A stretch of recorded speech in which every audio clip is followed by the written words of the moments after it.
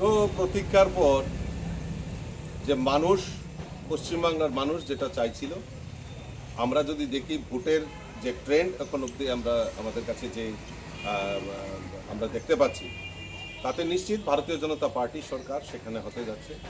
মোদিজির নেতৃত্বে, মোদিজির যে চিন্তাভাবনা, মোদিজি যে বিকশিত ভারতের সংকল্প যাত্রায় এগিয়ে যাচ্ছে, তাতে প্রমাণিত হয়েছে পশ্চিমবাংলাও কেন পিছিয়ে থাকবে। তো পশ্চিমবাংলার মানুষ 90% উপর ভোট প্রদান করে আজকে সেটা প্রমাণিত করেছে যে ভারতীয় জনতা পার্টি, মোদিজির পক্ষেই আমাদের এই পশ্চিমবাংলা মানুষ রয়েছে, এবং তা পরিণামে আমরা দেখতে পাচ্ছি।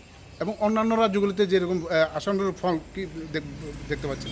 না, আমি তো আপনাদের মাধ্যমে আসাম, পন্ডিচেরি এবং আমাদের পশ্চিমবাংলার জনগণকে ধন্যবাদ দিতে চাই যে তারা যেভাবে ভারতীয় জনতা পার্টিকে তারা সমর্থন করেছে, সেখানে সরকার অবশ্যম্ভাবী করবে। আসামে, পশ্চিমবাংলার পাশাপাশি আসামেও অ্যাবসোলিউট মেজরিটি নিয়ে আসছেন।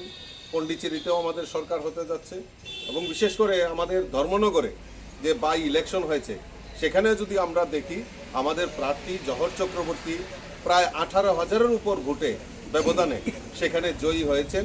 আমি আপনাদের মাধ্যমে সমস্ত ধর্মনগরের যারা ভোটাধিকার প্রয়োগ করেছেন তাদেরকেও আমি অসংখ্য অসংখ্য ধন্যবাদ এবং শুভেচ্ছা জানাচ্ছি।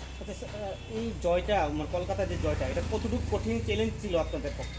নিশ্চয়ই চ্যালেঞ্জ ছিল, কারণ সেখানকার মানুষ যে সবচেয়ে বড় জিনিস যেটা, যে নির্ভয়ে ভোট দেওয়া, সেটা কোনো সময় পশ্চিমবাংলায় হয়নি।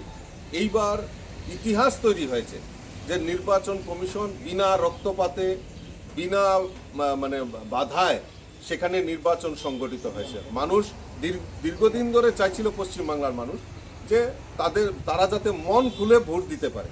আর এইবার আমরা ভোটের যে ট্রেন্ড আমরা দেখেছি, প্রায় 90-এর উপরে, 90%-এর উপর ভোট পশ্চিমবাংলা হয়েছে। এটা একটা ইতিহাস তৈরি হয়েছে, এবং বিনা রক্তপাতে, বিনা বাধায় সেখানে ভোট হয়েছে, যাতে মানুষের যে ভোটাধিকার, মানুষের যে ক্ষোভ, মানুষের যে অভিমান, সে অভিমানটাকে তাদের বহিঃপ্রকাশ করেছেন। তার ট্রেন্ড আমরা এখন, যে রেজাল্ট হচ্ছে, রেজাল্টের ট্রেন্ড আমরা সেটা দেখতে পাচ্ছি।